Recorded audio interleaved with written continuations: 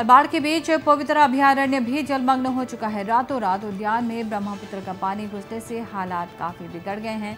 फिलहाल उद्यान का 80% हिस्सा पानी के नीचे है। वन्यजीव अब ऊंचे इलाकों की ओर रुख कर रहे हैं। अभयारण्य के 25 वन शिविरों में से 15 बाढ़ की चपेट में आ चुके हैं। इन सबके बीच वनकर्मी अपनी जिम्मेदारियां नाव में चढ़कर पूरी करते देखे जा रहे हैं।